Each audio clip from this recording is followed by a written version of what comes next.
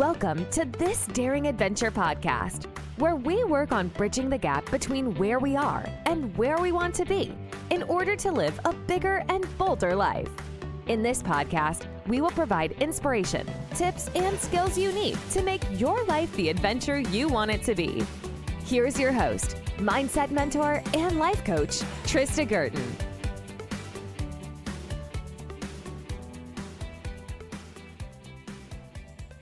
Hi, everybody. Welcome back to This Daring Adventure. Thank you for joining me today.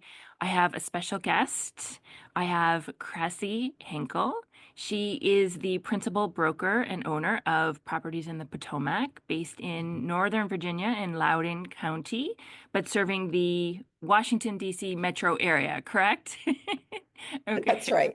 Well, welcome, Krasi. Thank you so much for joining me today. And why don't you tell us a little bit more about yourself? Well, Trista, thank you for having me. I'm really honored. And I so value your podcast and the information and the value that you provide to your listeners. So thank you. I feel very honored to be here. Oh, thank you so much for joining me today. Well, also, I wanted to let you know that the Northern Virginia Association of Realtors small broker committee that I chair really appreciated your information. And they found it very valuable, and they've even talked to me about it. So thank you. Good. I'm so glad. It was a real honor to do that presentation for your team, and I really enjoyed it. So thank you for the opportunity. Oh, yes. Thank you. It was great to meet you because of that. I know. I'm going to tell you a few things. So my real estate journey began when I was just 9 years old, when I helped my immigrant parents navigate the real estate minefields of the United States. And let me tell you what, they were minefields. My next significant conquest came a few years later when I was engaged, and my fiance and I decided that 3 months out from our wedding, we should probably find someplace to live. So we spent an afternoon looking at apartments, and our last stop was what we thought was an apartment, but was a condo. So the real estate agent there was very nice and saw that we were very young and said, "Wait, these are for sale." And like we were being talked down to. And I took I said, "Well, we'll take the brochure anyway." We both were studying accounting, and we were graduating with our degrees in accounting. And so we took the brochure, and we went home and we talked to his parents and my parents, and we didn't discuss anything we saw. We just, whatever it is we were doing that evening. And when I went up to my room to get ready to go to sleep, I sat down and I put all the brochures of all the apartments and the condo out on my desk, and I looked at them. And it didn't take me long to determine that owning the condo was far superior financially than renting somebody's apartment. So I ran the numbers, and they didn't look right to me. So I ran them over and over and over. And probably 2 o'clock in the morning, I finally said, "You know what? I keep coming up with the same answer. So I'm going to tell John about it tomorrow." So I went to bed. I got up. I went over to his house and said, "Hey, John," and this was on a Sunday, "here's what I came up with." And he went, "Okay, well, let's go buy it." My husband doesn't take very much persuading. Let's go buy it. We go buy it. So we went out, and it was a busy day at the model. And so I had to actually tap the agent on her shoulder, say, "Excuse me, we'd like to buy a condo." And she looked at me and was, "Oh, you were here yesterday." So she recognized us, and she was very nice. And she was very helpful. Look, we had no jobs. We had no income. We had no money. We were buying a condo. And now how do I do that? But I do that with aplomb. And she sat us down at her desk and gave us all the options and showed us what we can buy and how we can do it. And when it was all done, a half hour later, we got in the car, drove home, told my husband's father he bought us a condo, that he was going to be on our mortgage, and he's going to give us a payment. And ta-da! That's when I decided that real estate was for me, and that impeccable service was going to be my goal for my business. So this agent was very busy, but she found time for us and gave us her undivided attention. And she really showed me how it should be done. Okay. And then again, I asked a lot of questions, and I really schooled myself too. So by the time the transaction was completed, I was pretty not naive about real estate anymore. So then before I founded Properties on the Potomac, I spent 11 years with the federal government corporation, where I reached a GS-15 level. And I was an auditor, and then I investigated organized crime and embezzlement of pension funds. And then I built a portfolio for them that went from 40 million to 130 million. Wow. And I got this big award and $250. And I was like, wait, what? Meanwhile, all these junk bond kings on Wall Street were making $250 million bonuses, and I'm getting $250. And I realized that that is what they had to give. And while I appreciated it, I realized that there was more in the world than that. So I decided then and there that I was going to switch into real estate. And look, getting into real estate is expensive, and you have no income promise of any kind, and it's all commission. And I couldn't afford to get into it before that simply because it was so expensive. And we had a house and a mortgage and car payments and all the debt that goes with a young family and a kid and a nanny. And so you have to be able to afford the kid, the nanny, and the car payments and the house payments so you have somewhere to live. But somehow all my pension funding that I had, all the money that I had accumulated in my pensions account was enough to give me 6 months of income. And so I jumped right out and went right in. Wow. And it was funny because I tendered my resignation notice on the same date that I started. Okay. 11 years earlier. So it was kind of funny. The director that I gave my notice to, because I was up there, I was a division manager, director, I don't know, whatever my position was, but there were like 60 people under me. And I wasn't doing anything that I liked, which is another reason I had to leave. But anyway, I went to him, gave him my notice, and he looked at me, goes, "What are you doing?" I said, "Well, I'm gonna go into real estate." And he goes, "It's so competitive." And I thought to myself, I am the competition. It did not sit me back at all. Right. And then he said, "Well, there's so many of them." And I said, "Yes, there are, but they need a good one. And I'm going out there and I am the good one and I am the competition. So hold on to your hat." And with that, 2 weeks later, I went into my own business, which is real estate. Okay. And back then, we had something called desk duty.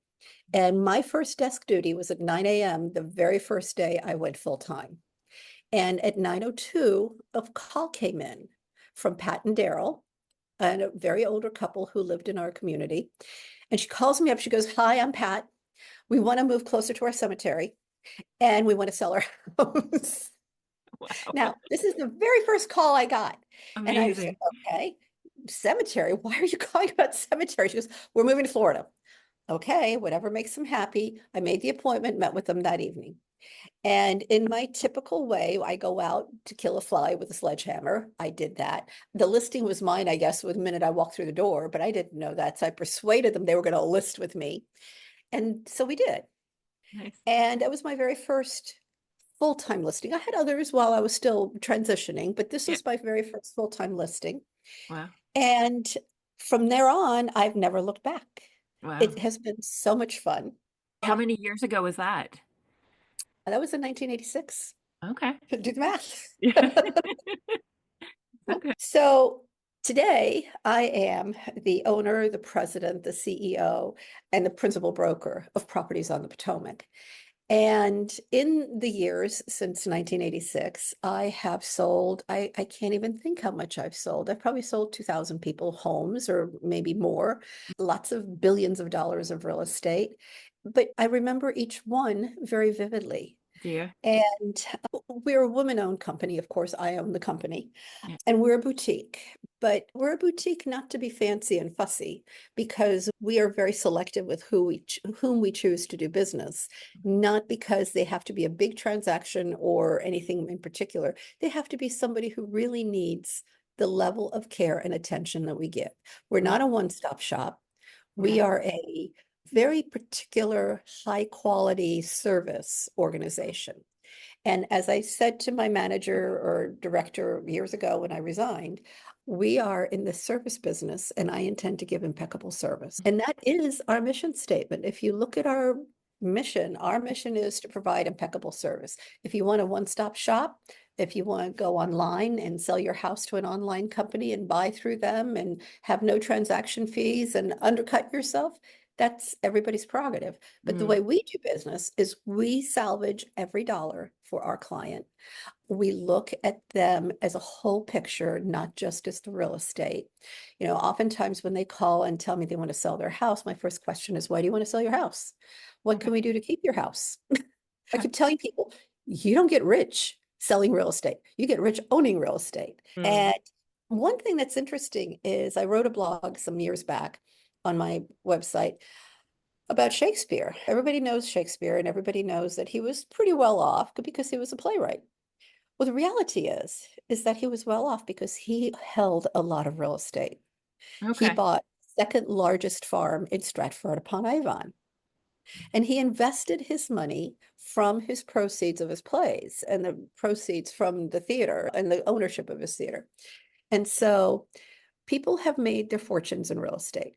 So Okay. my job is to try to help people make their fortunes in real estate. And whether that is helping them sell so they can move up, helping them keep so they can move up but still keep. I mean, there's so many ways to be able to keep their homes, particularly people who have very low mortgage rates right now. People with their 2 and 3% mortgages, I would never suggest they sell their homes. Keep your house, buy what you want, refinance, take an equity line of credit, use that for your down payment. Right. But now you're controlling so much more equity and you're controlling so much more property. And so my goal for my clients always is to work on their wealth, work on their entire portfolio. I mean, look, I have a degree in accounting, I have a degree in finance, and my point of reference is always, how do these numbers work? You can see from my little condo story when I was 22, that's how my mind works. And the thing is that we're a small company and we don't have room for 1,000 clients. We have room for a couple hundred clients, but we want to give those couple hundred clients our undivided attention. The way we operate is the agent who takes on the client, takes them on from the moment that they have their first interview to the moment that they close. That means inspections, that means working with the lender, that means going to closing, that means going through walkthroughs, whatever it is, they have to go through that with our client. And then our client goes to closing. And then afterwards, there are other issues. They have to move in. They have to eat lunch. We will send them lunch. We'll do something that makes their move a little bit easier, even if we recommend the movers. Sometimes we recommend movers, and sometimes we have a list of people that we like to recommend because they're so good and they share our value of impeccable service. Okay.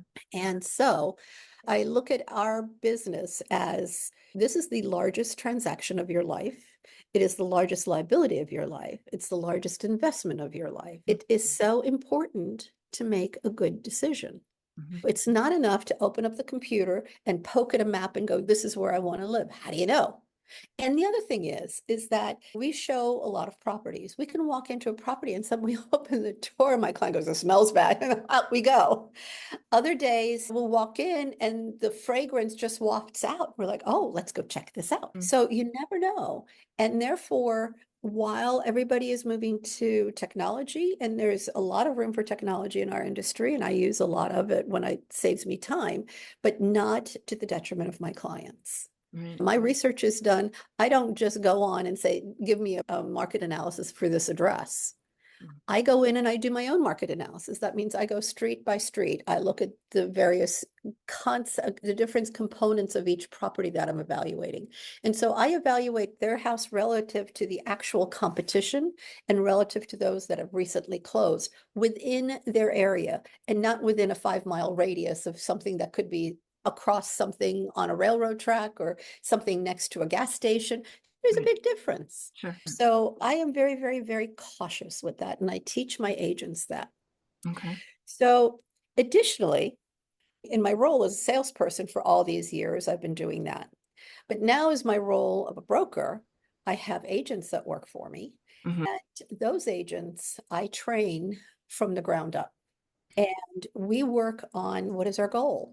What is our why? Why are we in this business? And then, of course, and all of the agents that work with me love the service. They love to be able to help people. They love being able to see people prosper. And that's our goal.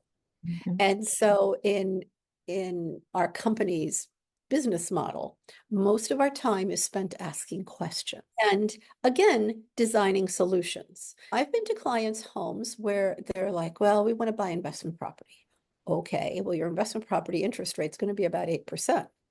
But you have this wonderful house here that's at 2%, and you can make money on this rent. Why don't we buy you a new principal residence that has more of a tax deduction on the interest portion and keep your existing property as an investment property? And they're like, oh, never thought of that. So I do that all the time. And sometimes I talk myself out of a listing, but it's in my client's best interest. Mhm. And so I feel that I get compensated for doing what's best for other people. And if I don't get compensated for something, well, then it wasn't best for them. And we just go on to the next one. But Properties on the Potomac was designed to be a customer service, client service oriented, and to give our clients the utmost attention. Not Okay. everybody needs it, but those who need it were available. So who would be your ideal client? Oh, what a great question. We have an ideal client, as a matter of fact. You know, it's funny. In my personal mind, now each agent has their own ideal client and they're different. I have an agent who wants to work strictly with luxury properties and she only wants to stay in Loudoun County and she only wants this particular demographic and that's what she works on. Okay. But I have another agent who is a college student and she wants to work with the clients who are going to be renting until they're out of college. And then they're going to rent again, but then they're going to buy. And again, with my business model and so forth, she sits down with their parents and says, hey, why don't we buy you a house for the next 3 years that you can rent out, have it appreciate. And then after your child, son or daughter moves out of it, you can continue to operate it as college housing. And then when you're ready, you have a wonderful nest egg for retirement or whatever. And a lot of people are doing that in colleges, in Richmond, in Williamsburg, in Woodstock, in all the areas around the major universities in Charlottesville. Charlottesville is a little tricky because we don't have any real estate left to buy, Oh, but Williamsburg is very active. And you can still get a reasonable house that's 4 bedrooms and 3.5, 4 baths, and make it less expensive for each tenant than renting an apartment or renting a dorm. And then you don't have to mess with parking because parking is right there. right. Parking on college campuses is a nightmare. So this is what one of my agents does. And then my ideal client, if I were to work with a client, my ideal client would be somebody who's an engineer, a physicist who has linear thinking, who says, I want to go from here to there. And I don't want to do all the whirligigs. I want to go straight line and go to there and show me the money, show me the numbers, and leave me alone. And then as I show them the numbers and I show them the money, I give them space and let them come to me and let them ask me more questions. But I also share an awful lot of information because these people have children, they have interests, they have hobbies, they have needs. Some people want to be on 100 acres in the middle and they don't want to see anybody. Some people want to have a townhouse where they are very close to people because they need that particular community. So it's my job to discern from what they tell me where they want to be and show them what they want. Another thing that I do is I work with equestrians to help them find their horse farms. And let me tell you, it took my husband and I 5 years to find a farm that we found was suitable. It was not ideal. It was Really? just suitable, but I had a vision and I fixed it. And it took me 27 years to fix it, but it's finally the way I want, and it's where I want, and it's how I want. And when I moved in, I thought to myself, oh my God, I moved into a hovel. But it gives me so much pleasure to wake up in the morning and see my horses and see my fields and not see a lot of chaos going on around me. And so I show properties to equestrians. I sell farms. I have some years where I sell 10 farms, and I have years where I sell 1 farm. And you can buy a 5-acre piece of ground and turn it into a farm, or you can buy a house on 5 acres as long as it doesn't have an HOA prohibiting it. You can put horses on it. Okay. If you're in Fairfax County, you can put horses on 2 acres. I can't imagine doing that, but technically you can. So there's so many, you can do multi-hundreds of acres, you can do 2 acres. And sometimes I look at equestrian facilities out in the West particularly California. They call it a ranch, and it's 3/4 of an acre. And I'm going, where does the poop go? But these horses produce a lot of manure, so you've got to be Right. prepared for it. And because I own a farm, because I have horses, because they are my first passion since I was, I think, 3 or 4 years old, I have built an environment for my horses such that it will be ideal for their welfare and for their happiness Mm. and for their health and also give me a chance to enjoy them and ride them in a safe environment. But How I many, know sorry, how many horses do you have? I have four. Okay. One belongs to my husband, who Okay. is a fox hunter, but he's retired. He's turning 29 in April. And then I adopted one from a friend of mine who had rescued her because she didn't have anywhere to keep her. So I took her, and now I have her. And then my two horses are, one is a thoroughbred off the track, and one is my thoroughbred cross. But the one off the track I've had since he was a yearling. So I put him on the track and I took him off the track and I did whatever I did with him. Yeah. But we ride, and it's just pleasure, but we ride dressage. And again, it has to be precise because that's my nature. And we really enjoy our company. I haven't ridden since November. I hurt my arm. My thoroughbred went up in the air and pulled my tendon. And then the weather got terrible. And so I was like, well, no use riding for a day and then messing around for 2 weeks and stewing about it. I'm just going to give them the winter off and then we're going to start. So I've just started up again. What was really surprising is they're just as good today as they were last year. And absolutely as though I'd ridden them yesterday. But they really looked surprised to see me, like, oh, you're here. I am here.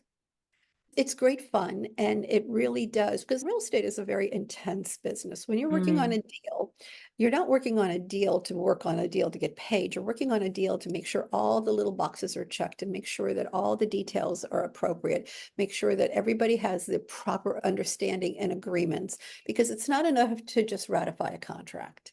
Once the contract is ratified, that's when the work begins. The work begins with the home inspection and making sure every item on the home inspection that is agreed to has been correctly repaired and is Mm. functioning.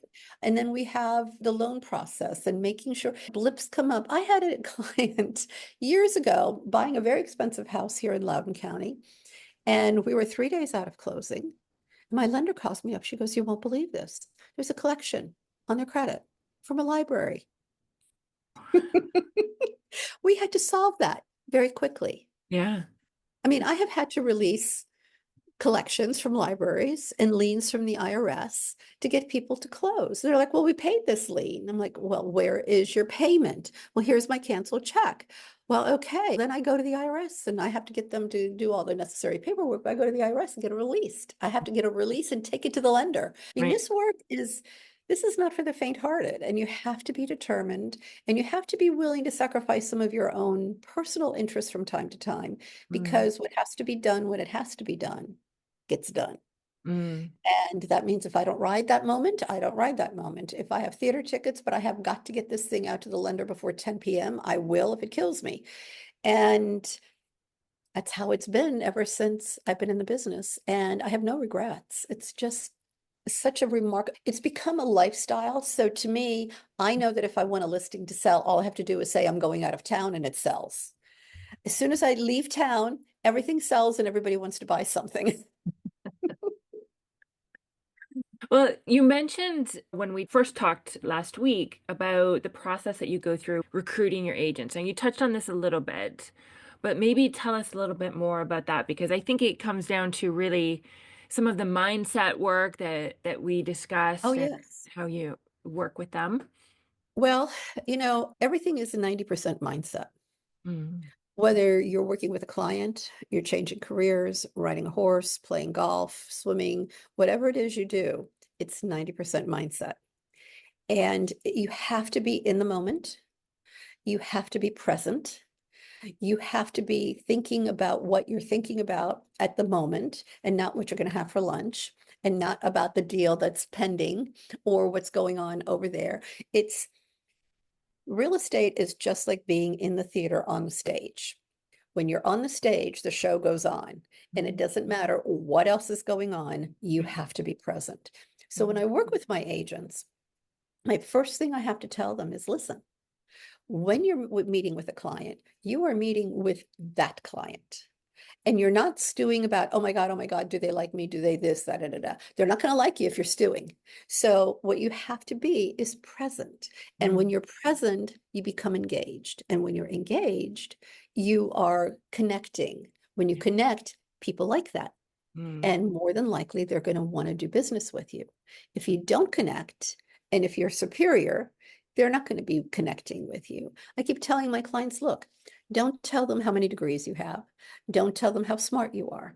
Tell them how much you care, and tell them how much you care about them and about their situation. And there was a story I heard years ago where somebody went to a party and met somebody, and that person never said anything.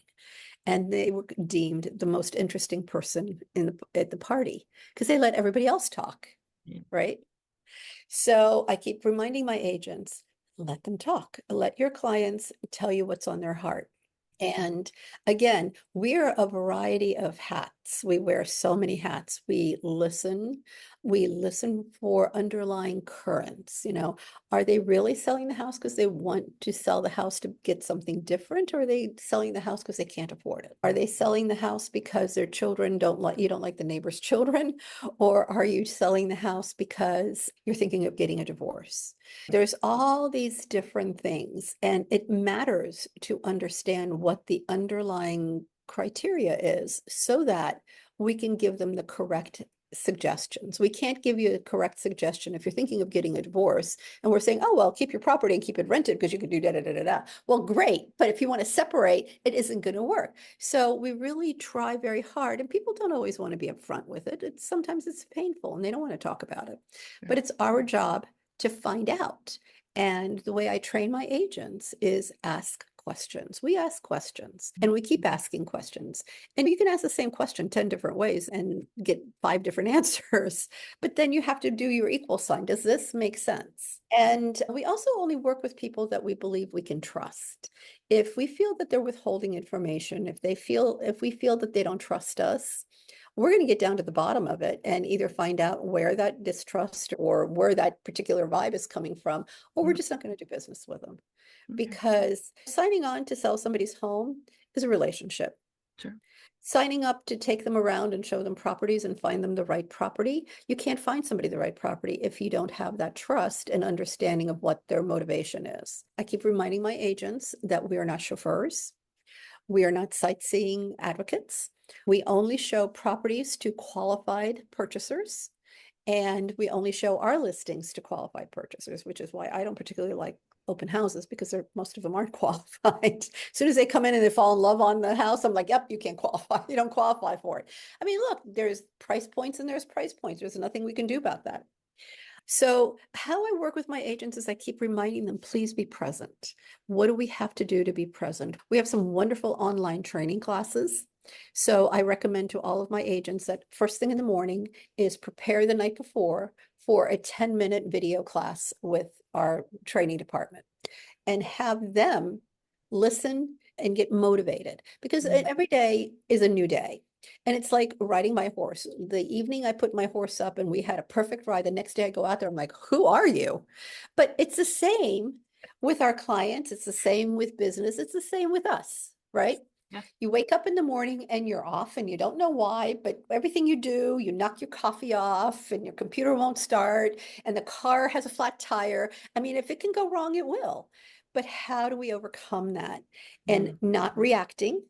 I'm all about the show will go on. If you forget your lines on the show, you don't have a meltdown in front of the public. You pick it up and you go.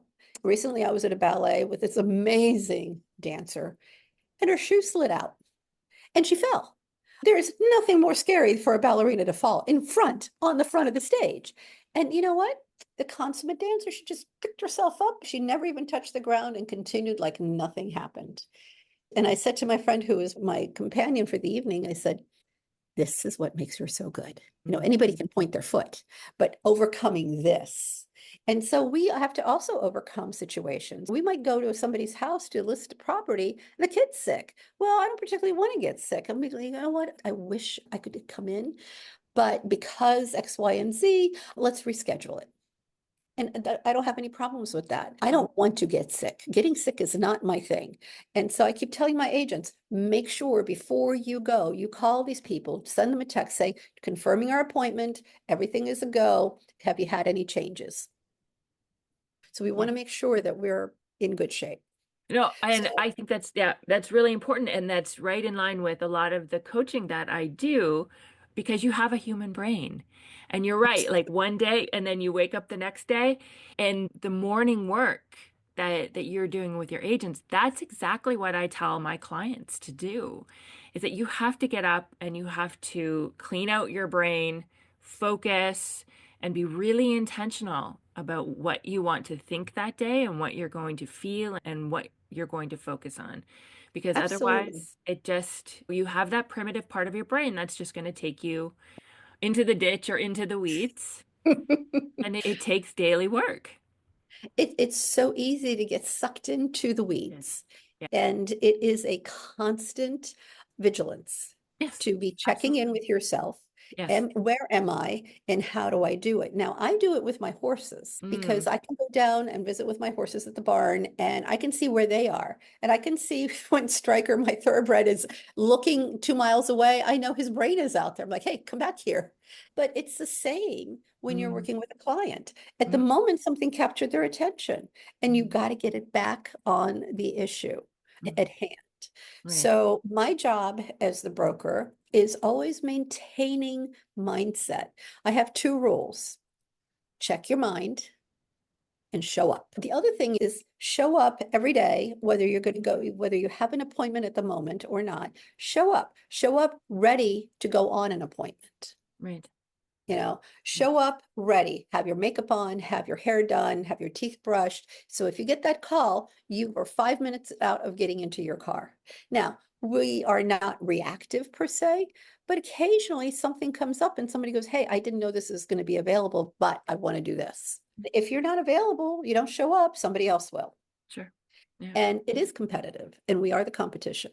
Sure. And I keep reminding my agents that we are the competition. We are the competition to technology, because in the end, technology cannot do a scratch and sniff test. Technology cannot feel what's in your heart. And in the end, it's home is where your heart is. And so we have to be able to circumvent all the technology and go straight to the feelings and the heart of the home. And that's where those decisions are made. So me as the owner of the company, as the leader of the organization, I have to keep going back because it's easy for me to be linear. Remember who my ideal client is, an engineer, but I have to keep going back to the engineer's spouse who may or may not be linear thinking.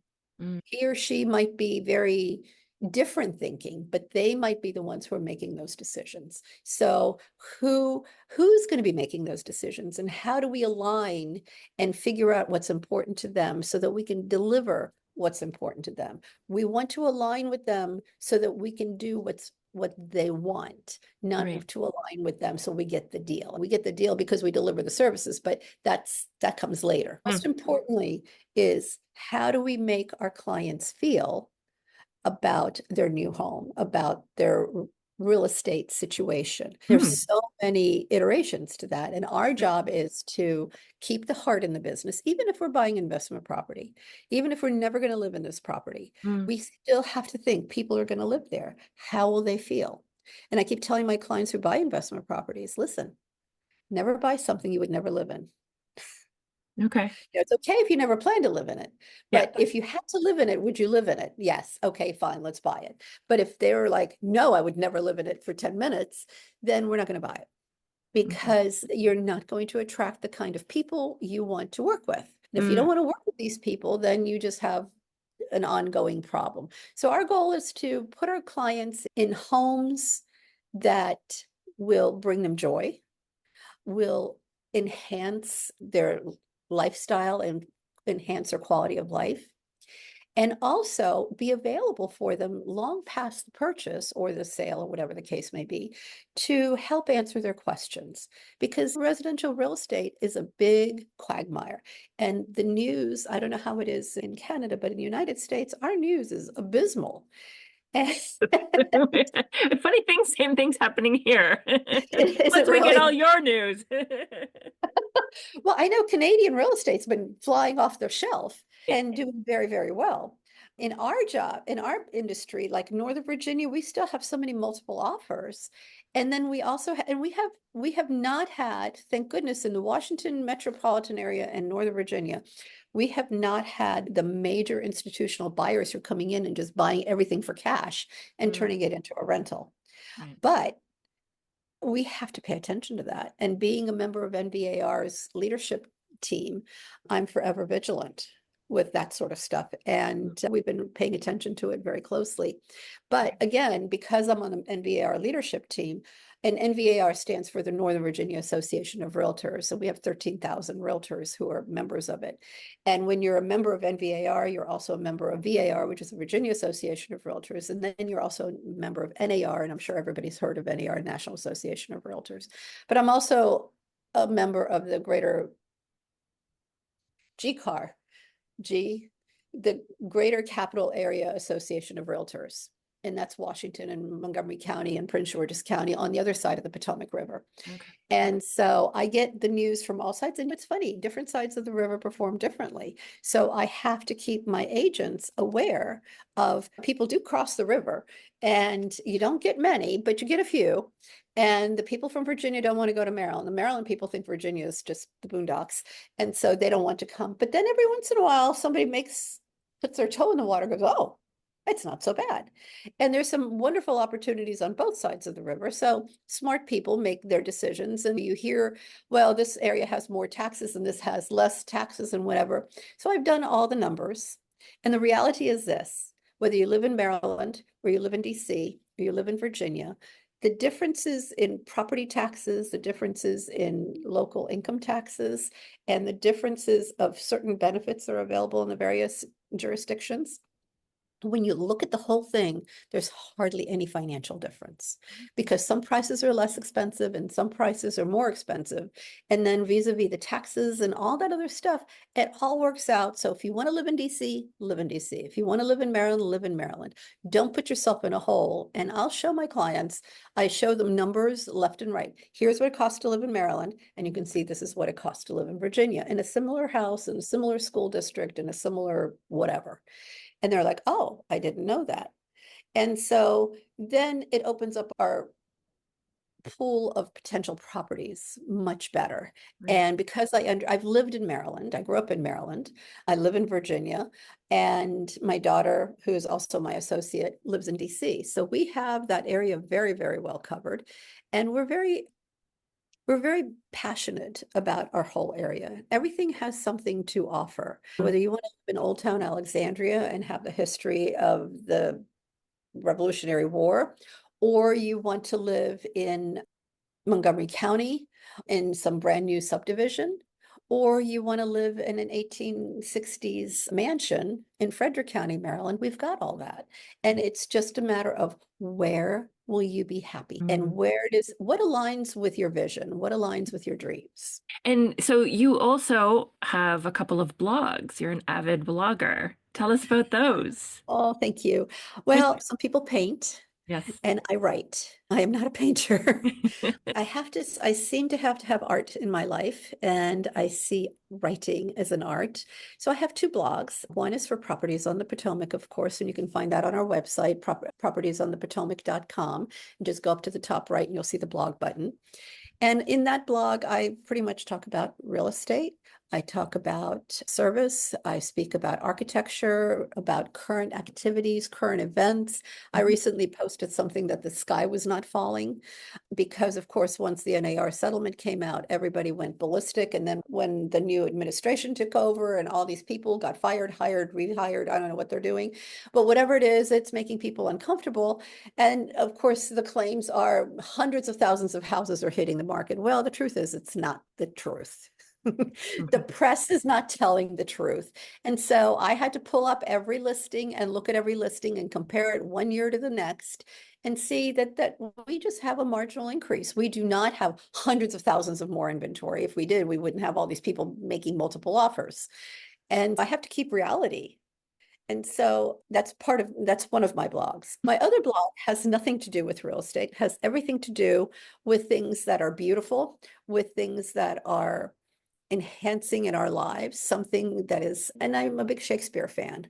So I chase Shakespeare as much as I can. Recently, I attended a play called A Room in the Castle at the Folger Theater in Washington, and it was just such a remarkable play. And I had the privilege to be press there. So I had press seats and I attended the reception and met the actors and met the producers and the writer of the play. And the play is amazing. And that blog particularly talks about that play. And that play is a take on Hamlet, but the women in Hamlet. Oh, And Hamlet is mentioned, but not shown. And Gertrude is there, and Ophelia is there. And there's a new character, Anna, who is the handmaid of Ophelia. okay. And Ophelia is a young girl, and she has a guitar, and she writes love songs to Hamlet. And that's how it starts. However, after a while, she's not sure she loves him, but she loves love. And so the play is just remarkable. And it's 90 minutes of sheer entertainment, of what ifing. And all of a sudden, I personally have never liked Hamlet, the play, because I think he's just a whiny boy and she's a needy girl, and I just have none of that. But this sheds a whole new life on it. Right. And because I brought my daughter to the show, and she'd studied Hamlet, of course, as part of her education, I said to her before the show started, I said, well, tell me your take on Hamlet and Ophelia. She didn't even think about it. She goes, he is a narcissist and he manipulated her. He manipulated her into thinking she was crazy. And I went, oh, okay. And she said, and she should really be the star of the show because she endured all this nonsense. Well, at the end of the play, I had to agree with her. I'm like, oh, look, she does have a voice and she does have an opinion and she's not a needy girl and she did stand up, but she got stood up by nobody else but Gertrude, his mother. And she figured it out. And oh, but let me tell you, the costuming in that, the set was very simple because the Folger Theater is not a very big stage, but it's made to resemble the Globe Theater. And it is absolutely brilliantly put together. It's been recently restored. And the play was marvelous. So I wrote a blog on that.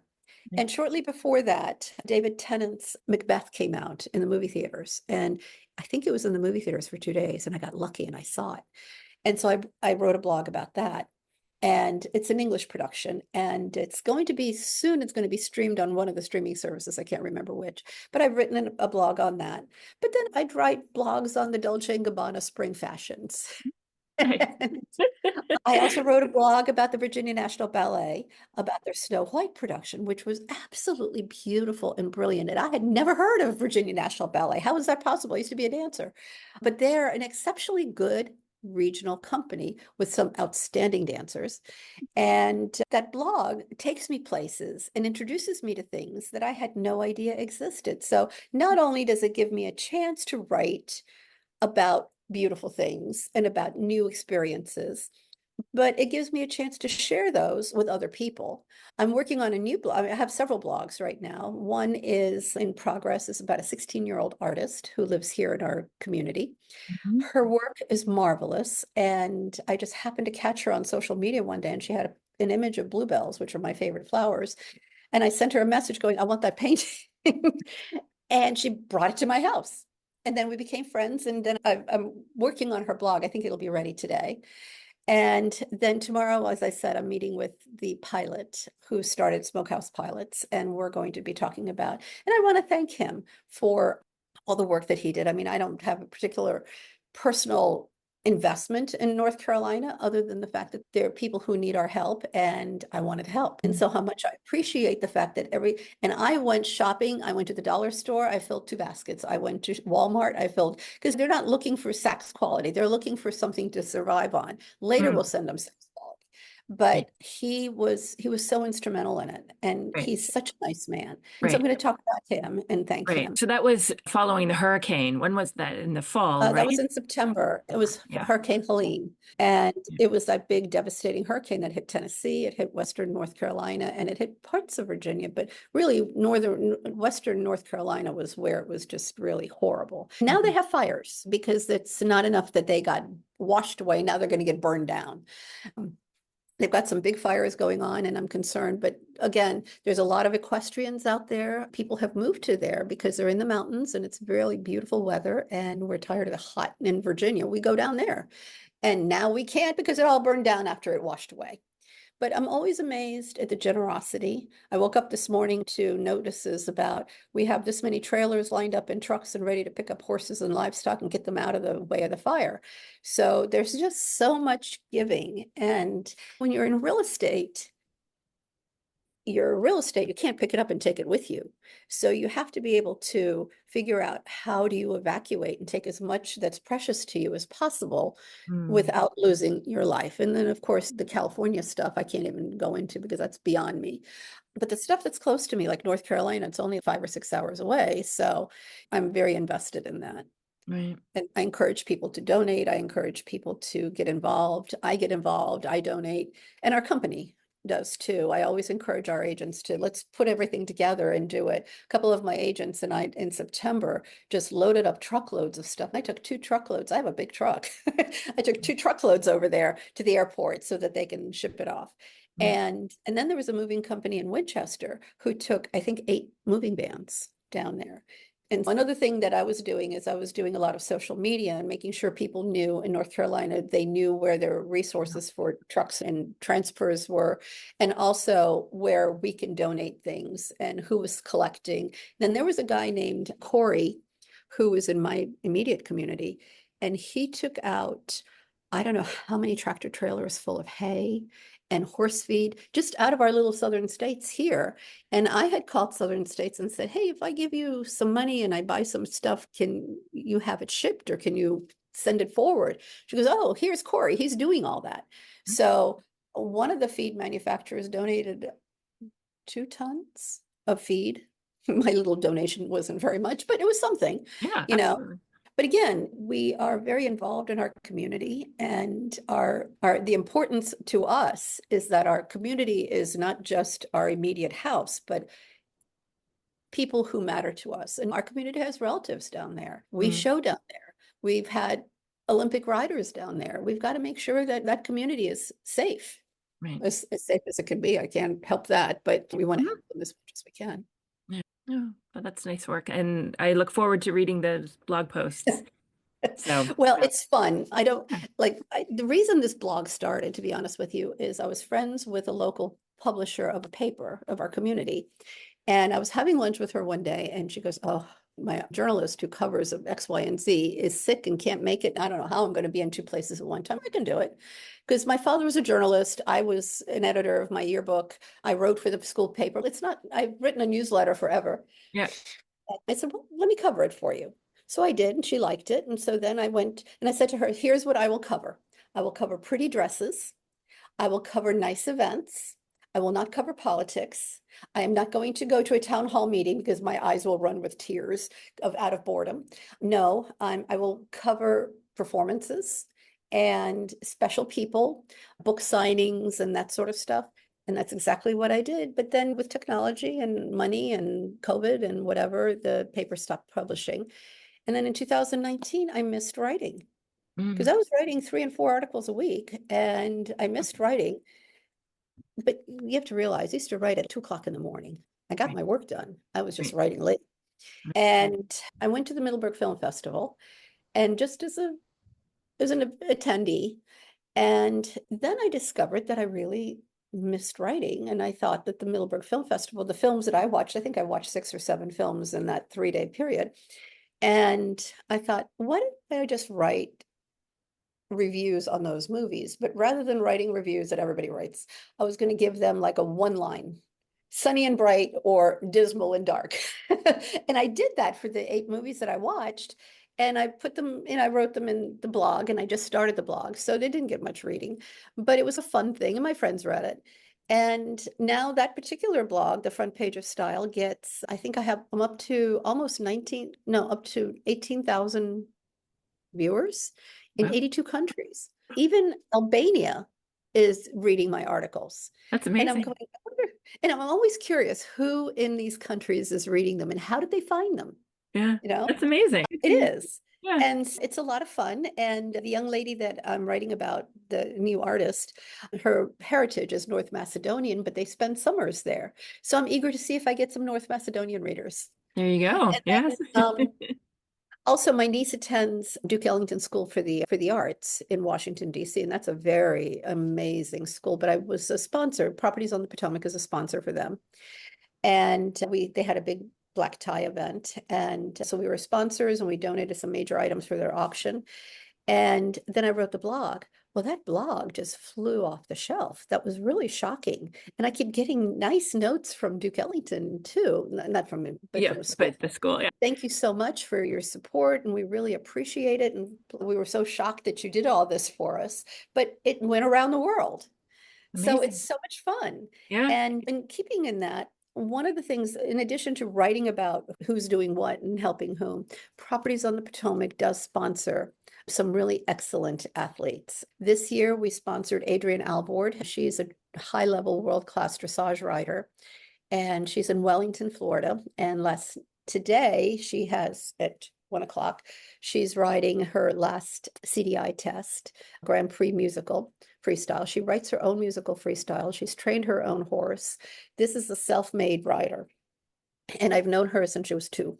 Oh, But I've had her training my horses since she was 18. And that's been 12 years ago. But she is such a remarkable rider. So this year I said, I want to support you again. What do you need? So she told me, and I paid her show fees. And so Properties on the Potomac is a sponsor for that particular show. I also sponsor Nalani Horse Rescue because, again, in keeping with my horse passion, this particular rescue finds horses in kill pens, in auctions, and places like that, and finds horses that have a future and brings them out and then retrains them and finds them forever homes. And that is such a remarkable piece of work that this particular woman does. And I'm on her board of directors. It's called Nalani Horse Rescue. okay. And then, of course, there's the Duke Ellington School. And then I have a ballerina in the Orlando Ballet, and I sponsor her because I've known her since she was a young girl, and she caught my eye. And I said to her ballet teacher, she's special. And she's like, oh, we got so many special dancers. I'm like, you got one. She's the one. She is the one. I was right. And she's amazing. And so I helped sponsor her. I've written about her, and it's very rewarding to be able to, we can't give hundreds of thousands of dollars, but we can give a few thousand here and a few thousand there, Mhm. and it can make a difference in somebody's ability to buy some more lessons, to get some more coaching, to do something that helps them grow. So Mhm. that's what we do. Well, that's fantastic work. And we'll make sure we put the links to everything in the show notes so people can find You are you. so kind. No, no, it's my pleasure. You are a force of nature. This has been a fantastic conversation. So I feel like we could go on for another We could, hour, but but we'll have you I've back another I've time. hit you. Well, I will. It may sound as though I just marched right out there and just said, here I am, and I'm going to do it, and I'm not going to look back, which is true. But I will share with you that the summer that I was making the transition from part-time to full-time in my real estate and career, we were sitting at the Kennedy Center listening to a Mozart concert, and it was perfectly still. And what is my mind going through? Oh my God, we're going to be homeless. All of a Sounds- sudden, this fear gripped me, and I was going, oh my goodness, what have I done? What am I doing? And my poor husband is going along for the ride. And by the end of the concert, I had to get those cobwebs out of my brain and look him straight in the eye and go, are you comfortable with me doing this? He goes, yeah, sure, you're going to be fine. But he has no doubt in his mind. Right. And that helped me so much. And I had to go through that. Mhm. And then when I came out of it, because he gave me his confidence, I went forward. Nice. So it's frightening to go forward. It's easy to go into the what if nebula, but pay attention to your why. And as long as your why is strong and you are doing it for a good reason and you want to provide service, really, all we have to do is don't give our time. We have no inventory, none of us, whether we sell widgets or we sell cars or we sell houses. The only thing we sell is our time. And how you use your time is really valuable. And trust yourself and trust your competence. I had to go back and retrust my competence. And once I did, every once in a while, and this is why I go back to Harvard, I go to William and Mary, I get certificates in business excellence, I get master's certificates in negotiation, not because it's mandatory, but it's important to confirm your competence and improve your competence and be the best you can be for the people who need your services.